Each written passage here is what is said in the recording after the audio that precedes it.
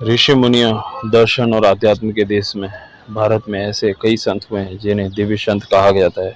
ऐसे ही एक दिव्य संत थे देवरवा बाबा। देवरवा बाबा जाने माने सिद्ध पुरुष, एक कर्मठ योगी थे। देवरवा बाबा की उम्र के बारे में लोगों के बीच में ऐसी मान्यता थी कि बाबा करीब 500 सालों से जिंदा थे। हालांकि यह स्पष्ट रूप से यह नहीं कोई भी नहीं बता सकता कि बाबा का जन्म कब हुआ था। देवरवा बाबा का जन्म उत्तर प्रदेश के देवरिया जिले में माना जाता है। साधारण रहन सहन, सरल जीवन जीने वाले बाबा लोगों के मन की बातें बिना बताए ही जान जाते थे। सरल, सहज और बेहद शांत स्वभाव वाले देवरवा बाबा से आशीर्वाद लेने के लिए बहुत सारे नेता आते थे, उद्योगपति आते, फिल्मी सितारे, बड़े बड़े अधिकारी उनके पास आते थे। उनके आइए देवरवा बाबा के बारे जीवन के बारे में, कुछ चमत्कारों के बारे में बात करते हैं। देवरवा बाबा के बारे में कहा जाता है कि जिन्होंने कभी भी एक जगह से दूसरी जगह जाने के लिए किसी भी तरह की गाड़ी का इस्तेमाल नहीं किया, न ही किसी सवारी का इस्तेमाल किया। कहीं पे भी वो जाते हुए देखा गया है, किसी ने भी उनको जाते हुए नहीं देखा है।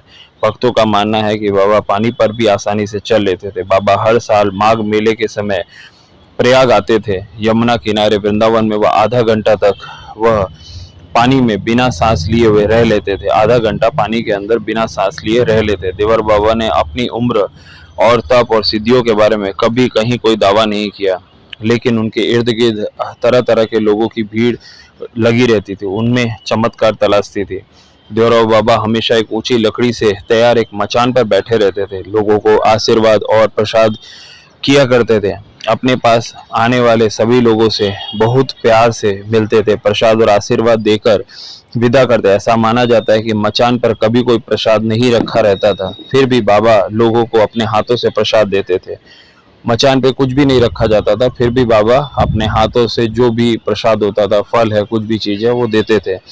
देवरा बाबा न सिर्फ मनुष्यों के मन की बात जान लेते थे, बल्कि वे जानवरों की भाषा भी बहुत आसानी से समझ लेते। वे जंगली जानवरों को अपने वश में कर लेते थे।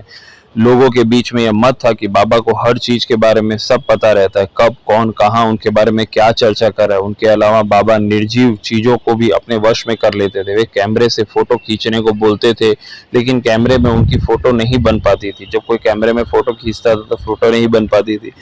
उनकी याददाश्त बहुत तेज हुआ करती थी। वो एक बार किसी से मिल लेते तो वर्षों के बाद भी उनके खानदान के बारे में बता देते थे। देवरा बाबा देश में आपातकाल के दौरान इंदिरा गांधी चुनाव हार गई थी। तब इंदिरा गांधी ने देवरा बाबा से आकर आशीर्वाद लेने के लिए कही, तो बाबा ने उन्हें हाथ उठाकर पंजे से आशीर्वाद दिया। वहां से लौटने के बाद इंदिरा गांधी ने कांग्रेस का चुनाव चिन्ह हाथ का पंजा ही तय किया।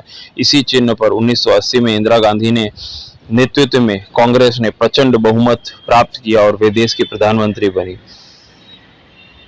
देवरवा बाबा जो थे वो एक सिद्ध तपस्वी थे, और देवरवा बाबा हमारे भारतीय संतों में उनकी उम्र के बारे में ऐसा बोला जाता है 500 साल से ज़्यादा भी उनकी उम्र थी। और देवरवा बाबा कोई भी व्यक्ति जो भी जाता था उनको आशीर्वाद देते थे, और देवरवा बाबा ऊंचे मचान पर रहते थे, और उनको कोटि कोटि नमन है।